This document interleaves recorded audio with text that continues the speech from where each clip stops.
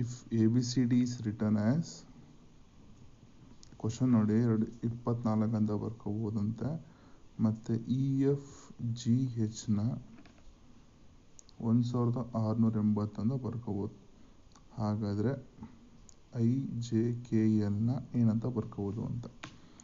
So ಈಗ alphabetical ಆರ್ಡರಲ್ಲಿ ಬಂತು ಅಂದರೆ ಈಗ ಮಾಮೂಲಿ ಎ ಬಿ ಸಿ ಡಿನ 1 2 3 4 ಅಂತ ಬರ್ಕೊಂಡಂಗೆ ಎ ಬಿ ಸಿ ಡಿನ ಅದು ನಾನು 1 ಇಂಟು 2 ಇಂಟು 3 ಇಂಟು 4 ಅಂತ ಬರೆದಿರೋದು 24 ಆಗುತ್ತೆ. ಅದೇ ರೀತಿ ಇ ಎಫ್ ಜಿ ಹೆಚ್ ಏನಿದೆ ಅದು 5 6 7 8 ಅದು ನಾನು 5 ಇಂಟು 6 ಇಂಟು 7 ಇಂಟು 8 ಮಾಡಿದ್ರೆ ನನಗೆ 1680 ಸಿಗುತ್ತೆ. ಹಾಗಾದರೆ ಐ ಜೆ ಕೆ ಎಲ್ ಅದನ್ನು ಏನು ಅಂತ ಕೇಳಿದ್ದಾರೆ. ಐ ಜೆ ಕೆ ಎಲ್ ಏನಾಗುತ್ತೆ 9 ಇಂಟು 10 ಇಂಟು 11 ಇಂಟು 12 ಆಗ್ತದೆ.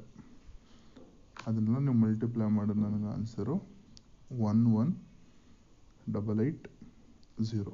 So answer is A.